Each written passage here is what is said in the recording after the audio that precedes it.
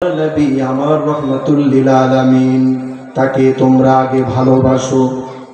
তাহলে আমরা আল্লাহর ভালোবাসা পেতে চাই কি চাই না বলেন?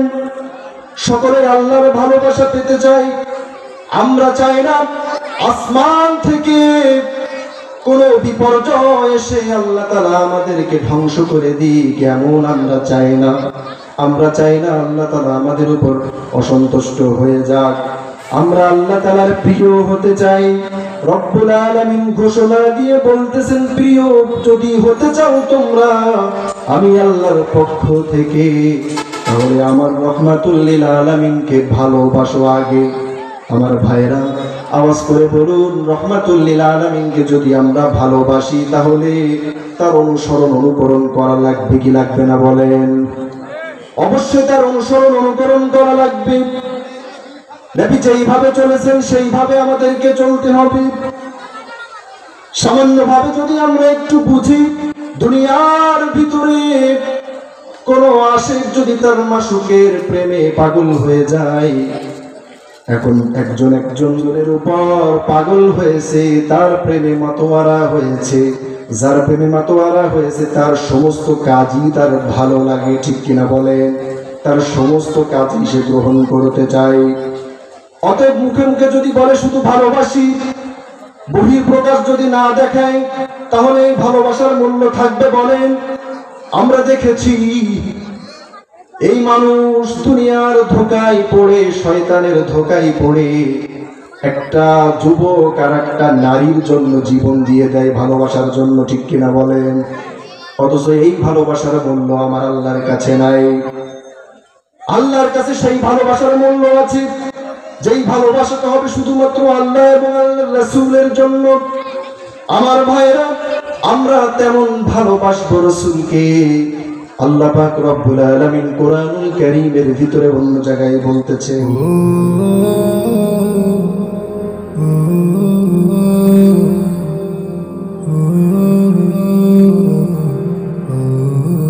আসসালামু আলাইকুম ওয়া রাহমাতুল্লাহি ওয়া বারাকাতুহু।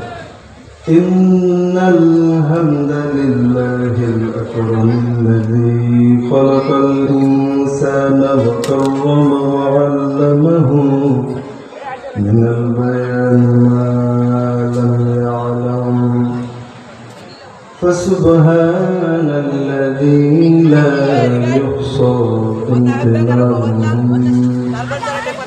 باللسان ولا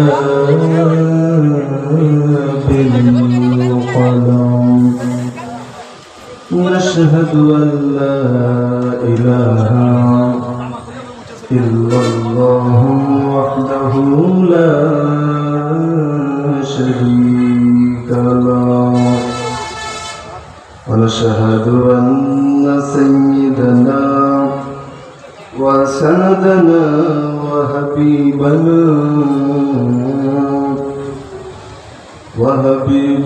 ربنا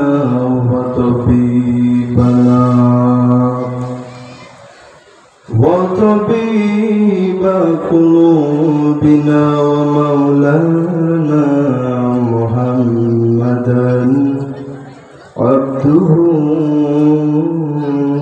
ورسوله صلى الله تعالى عليه وعلى آله وأصحابه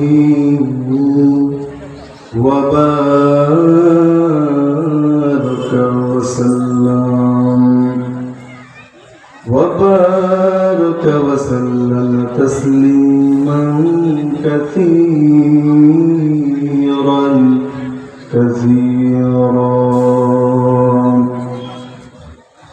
الذي أرسله الله تعالى بالحق بشيرا ونذيرا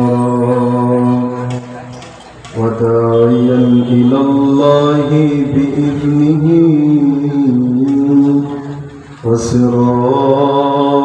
وسراجا منيرا فقد قال الله تعالى في كلامه المجيد وفي فرقانه الحميد. أعوذ بالله من الشيطان الرجيم. بسم الله الرحمن الرحيم. إن الله وملائكته يصلون على النبي يا أيها الذين آمنوا صلوا عليه وسلموا تسليما. اللهم صل على محمد وعلى آل محمد كما صليت. والحمد لله رب العالمين. سبحانك لا علم لنا إلا ما علمتنا إنك أنت العليم الحكيم. رب اشرح لي صدري ويسر لي أمري واحلل عقدة من لساني يفقه قولي. صدق الله العظيم. এদেশের আকাশে কালেমার পতাকা দুলবে, সেদিন সবাই খোদাই বিধান পেয়ে দুঃখ বেদনা ভুলবে। কোনো একদিন এদেশের আকাশে কালেমার পতাকা দুলবে, সেদিন সবাই খোদাই বিধান পেয়ে দুঃখ বেদনা ভুলবে। সেদিন আর রবে না হাহাকার, অন্যায় জুলুম অবিচার। সেদিন আর রবে না হাহাকার, অন্যায় জুলুম অবিচার। থাকবে না অনাচার, দুর্নীতি কদাচার। থাকবে না অনাচার, দুর্নীতি কদাচার। সকলে শান্তিতে থাকবে, সেদিন সবাই খোদাই বিধান পেয়ে দুঃখ বেদনা ভুলবে। মারহাবা বলবেন না? মান্দারতলা মোরগগড় হাফেজিয়া মাদ্রাসার উদ্যোগে আয়োজিত 28তম তাফসীরুল কোরআন মাহফিলে শ্রোতাভাজন সম্মানিত সভাপতি এবং দীর্ঘ 1 বছর পরে এই সুন্দর একটা জান্নাতের বাগান, একটা দ্বীনি মজলিস মাহফিলের ব্যবস্থাপনা করার তৌফিক কমিটিকে, এলাকাবাসী যারা সহযোগিতা করেছেন, এই তৌফিক আল্লাহ তাআলা দান করেছেন, সেজন্য দিল থেকে আরেকবার শুকরিয়া আদায় করছি, আলহামদুলিল্লাহ। সম্মানিত ভাইয়েরা, এই মজলিসের চতুর্পাশ থেকে ফেরেশতাগণ বেষ্টনী দিয়ে ঘিরে আছেন, বলি সুবহানাল্লাহ। এবং সর্বদা আমাদের জন্য মাগফিরাতের কামনায় তারা দোয়া করতেছেন। আমাদের আমিন আমিনের সাথে তারা আমিন আমিন বলতেছেন। এই মজলিসটা খুবই দামি মজলিস, কোরআনের মজলিস, নবীর কথা যেখানে হয়, আল্লাহর কথা যেখানে হয়, দ্বীনের কথা যেখানে হয়, মজলিসটা ছোট হলেও আল্লাহর কাছে অত্যন্ত দামি, এবং মজলিসের ভিতরে যারা থাকবে তারাও অত্যন্ত দামি।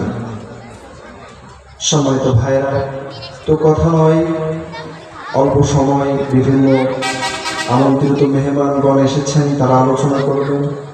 সংক্ষিপ্ত আকারে কিছু কথা আপনাদেরকে শোনানোর মতো নিয়ত করেছি। আল্লাহ তাআলা যেন আমাকে তৌফিক দান করে এবং আপনাদেরকে আমলের নিয়তে শোনার তৌফিক দান করেই শোনাবেন। সম্মানিত ভাইরা, রব্বুল আলামিন কোরআনুল কারীমের ভিতরে এক জায়গায় বলতেছেন, ওমা আসাবাকুম মিন মুসিবাতিন ফাবিমা কাসাবাত আইদিকুম ওয়া ইয়াফু আন কাসীর। দুনিয়ার মানুষেরা, তোমরা যে দুনিয়ার ভিতরে বিপর্যয় দেখতে পাও, যত বিপদ আপদ, বালা মুসিবত, যা কিছুই আসে না কেন, সবগুলাই তোমাদের কৃতকর্মের ফল। সবগুলাই কি বলেন? কৃতকর্মের ফল। এবং আল্লাহ পাক রব্বুল আলামিন তোমাদের অনেক অপরাধ ক্ষমা করে দেন, বলি সুবহানাল্লাহ। আয়াত অবতীর্ণ হওয়ার পর হযরত হাসান বসরি রহমাতুল্লাহি আলাইহি বলেন, নবী বলতেছেন, আমার ভাইয়েরা, রব্বুল আলামিন তিনি বলতেছেন, কোরআনের বর্ণনা ও পৃথিবীর ইতিহাস পর্যালোচনা করলে দেখা যায়, এই পৃথিবীর ভিতরে যত দুর্জয়, যত বিপদ আপদ, যত বালা মুসিবত হয়েছে, যত বিপদ আপদ পৃথিবীর ভিতরে এসেছে, এটা একমাত্র কারণ হলো মানুষের কৃতকর্মের ফল। ঠিক কিনা বলেন? মানুষগুলা অন্যায় করতেছে, এমন অন্যায় করতেছে, আল্লাহ রাব্বুল আলামিন সহ্য করতে করতে সহ্যের বাঁধ হারা হয়ে তারপরে আযাবের ভিতরে পতিত করতেছেন। ঠিক কিনা বলেন? আমার ভাইরা, আমরা দেখতে পারতেছি আমেরিকার জমিনে, যুক্তরাষ্ট্রের ভিতরে ক্যালিফোর্নিয়ার যে রাজ্য আছে, সেই রাজ্যের ভিতরে আগুন লেগেছে। ঠিক কিনা বলেন? যারা নিউজ দেখে থাকেন তারা এটা বুঝতে পারবেন। এই আগুনের দাবানল এমন, লেভানোর চেষ্টা করতেছে, কিন্তু ওই রব্বুল আলামিন যতক্ষণ পর্যন্ত ফায়সালা না দিবেন, রব্বুল আলামিন যতক্ষণ পর্যন্ত ইচ্ছা না করবেন, পৃথিবীর কোনো শক্তি ওই আগুনকে লিভাইতে পারবে না। ঠিক কিনা? মুসলমান ভাইরা আমার, ইতিহাস একটু খুলে দেখেন। এই আমেরিকা ইসরায়েলদের সহযোগিতা করেছে মুসলমানদেরকে ধ্বংস করার জন্য, ফিলিস্তিনিদেরকে ধ্বংস করার জন্য ইসরায়েলদেরকে সহযোগিতা করেছে। ফিলিস্তিনিদের কত শিশু, তাদের কান্নার আওয়াজ আমরা শুনেছি। দূর থেকে বাংলাদেশের জমিনে বসে আমরা কিছু করতে পারি নাই, আমরা শুধু দেখেছি আর চোখের পানি ছেড়ে কান্না করেছি। ও রব্বুল আলামিন, তোমার সমস্ত মাজলুম বান্দা বান্দীদেরকে ও রব্বুল আলামিন তুমি হেফাজত করো। ফিলিস্তিনি ছোট্ট ছোট্ট নিষ্পাপ শিশুগুলা কিভাবে কান্না করেছে, রব্বুল আলামিন সেগুলা কিন্তু লিপিবদ্ধ করে রেখেছেন ফেরেশতাদের মাধ্যমে। আমার ভাইরা, যত জুলুমবাজ পৃথিবীতে এসেছে, জুলুম করে এই পৃথিবীর মসনদে কেউ চিরকালের জন্য টিকে থাকতে পারে নাই। আবু জাহেল থেকে শুরু করে নমরুদ, ফেরাউন, তারা ওই পৃথিবীতে এসেছিল, তাদের নিজেদের ক্ষমতা পৃথিবীতে তারা দেখিয়েছিল, কিন্তু আল্লাহ পাক রব্বুল আলামিনের সামনে কেউ উঁচু হতে পারে নাই। রব্বুল আলামিন শুধু বলবেন কুন হও ফায়াকুন, সাথে সাথেই সংগঠিত হয়ে যায়। বলি সুবহানাল্লাহ। আমার ভাইয়েরা, তাফসীর ইবনে কাসির, আল্লামা ইবনে কাসির রাহমাতুল্লাহি আলাইহি তিনি উল্লেখ করেছেন, ইয়ামানের রাজধানী সানআ থেকে 3 মাইল দূরত্বে মাবির নগরী ছিল সাবা সম্প্রদায়ের একটা জায়গা, যেটা আমরা কোরআনে পেয়েছি। এই সাহাবা সম্প্রদায়, তাদের মাঝে আল্লাহ পাক রব্বুল আলামিন এক একটা করে নবী পাঠিয়ে 13 জন পয়গম্বর আল্লাহ তাআলা তাদেরকে পাঠিয়েছিলেন হেদায়েতের জন্য। এই সাহাবা সম্প্রদায় তারা 2টা পাহাড়ের মাঝখানেতে ছিল তাদের বসতি। বন্যার পানি এসে মাঝে মাঝে তাদের ঘরবাড়িগুলো ধ্বংস করে দিত। এক সময় ওই দেশের রাজা প্রজা যারা ছিলেন, সম্রাটগণ সিদ্ধান্ত নিলেন এখানে একটা বাঁধ তৈরি করবেন, সেখানে প্রাচীর তৈরি করবেন। প্রাচীর তৈরি করল। এরপর প্রাচীর তৈরি করার পরে সেখানে 3টা ফটক তারা রাখলো। যখন প্রয়োজন মনে হয় সেই ফটক থেকে তারা পানি সেখান থেকে নিয়ে তারা ব্যবহার করত। এইভাবে ব্যবহার করতে করতে তাদের আশেপাশে পাহাড়ের চতুর্দিকে তারা বিভিন্ন ফল ফলাদির গাছপালা তারা লাগিয়ে দিল। এই গাছপালাগুলো অনেক বেড়ে গেল। এই সাবা সম্প্রদায়ের ভিতরে না ছিল শীত, না ছিল গরম, কেমন যেন বসন্তকালের মতো জান্নাতের নেয়ামত কেমন যেন তারা দুনিয়াতেই ভোগ করতেছিল। আমার ভাইরা, আমার বন্ধুগণ, এই সাবা সম্প্রদায়ের ভিতরে মাছি, এমনকি কোনো পোকা পর্যন্ত সেখানে এসে বাঁচতে পারে নাই। এই সাবা সম্প্রদায়ের ভিতরে আল্লাহ পাক রব্বুল আলামিন অসংখ্য নিয়ামত রেখেছিলেন। রব্বুল আলামিন তাদের সম্পর্কে তিনি কোরআনের আয়াত নাযিল করে দিলেন। রব্বুল আলামিন জানিয়ে দিলেন, কুলু মির রিজকি রাব্বিকুম ওয়াশকুরু লাহু বালদাতুন তাইয়্যিবাতুন ওয়া রাব্বুন গফুর। জোরে বলুন আল্লাহু আকবার। আমার গোলামেরা, আমার বান্দা বান্দিরা, আমি আল্লাহ পাক রব্বুল আলামিন তোমাদের উপর দয়া মায়া করে তোমাদেরকে অসংখ্য নাজ নিয়ামত আমি আল্লাহ তাআলা তোমাদেরকে দান করেছি।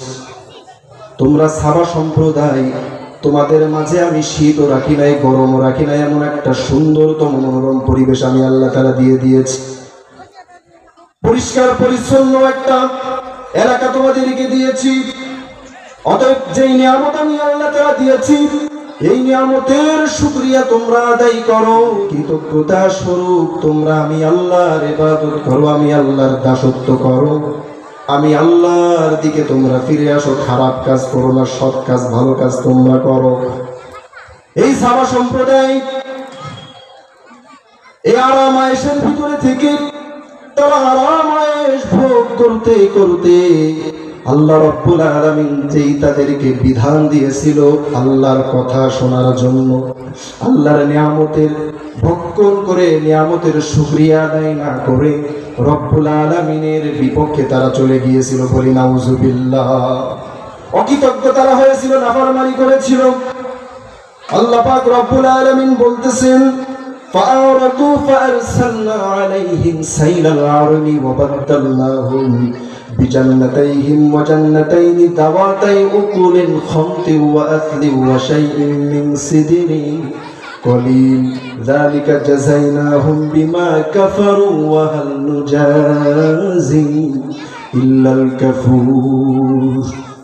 রব্বুল আলামিন তাদেরকে যে নিয়ামত দিয়েছিল, এই নিয়ামত গুলো তারা পেয়ে অকৃতজ্ঞ হয়ে নাফরমানি করেছিল। ফলে আল্লাহ পাক রব্বুল আলামিন তাদের উপর রাগান্বিত হয়ে এমন বাঁধ ভাঙা বন্যা আল্লাহ তারা ছেড়ে দিলেন।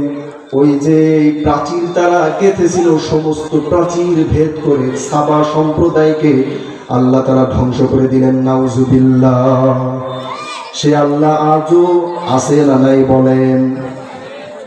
সে আল্লাহ আজও আছে। যে আল্লাহ পাক রব্বুল আলামিন একাধারে মানুষের ক্ষমতা দিয়ে থাকেন, ওই আল্লাহ পাক রব্বুল আলামিন মুহূর্তের মধ্যে ক্ষমতা থেকে আবার বিচ্যুত করতে পারে কি পারে না বলেন? আমার ভাইয়েরা, আমরা আল্লাহ তাআলার আযাবের ভিতরে পতিত হতে চাই না, আমরা আল্লাহ তাআলার প্রিয় হতে চাই। আমরা আল্লাহ তাআলার প্রিয় হতে চাই, প্রিয়তম গোলাম হতে চাই, প্রিয়তম বান্দা হিসেবে সাব্যস্ত হতে চাই। রব্বুল আলামিন কোরআনুল কারীমের ভিতরে সুন্দরভাবে জানিয়ে দিয়ে বলতেছেন, আমার গোলামেরা, তোমরা যদি চাও যে আমি আল্লাহ পাক রব্বুল আলামিন তোমাদেরকে ভালোবাসবো, আমি আল্লাহ তাআলা তোমাদের উপরে সন্তুষ্টি হব, তাহলে তোমাদেরকে যে কাজটা করতে হবে, কুল ইন কুনতুম তুহিব্বুনাল্লাহা ফাত্তাবিউনি ইউহিব্বুকুমুল্লাহু ওয়া ইয়াগফির লাকুম যুনুবাকুম ওয়াল্লাহু গফুরুর রহিম। জোরে বলুন আল্লাহু আকবার। রব্বুল আলামিন বলতেছেন, গোলামেরা, তোমরা যদি আমি আল্লাহর ভালোবাসা পেতে চাও, আমার পক্ষ থেকে যদি তোমরা সন্তুষ্টি চাও, তাহলে আমার নবী, আমার রহমাতুল লিল আলামিন, তাকে তোমরা আগে ভালোবাসো।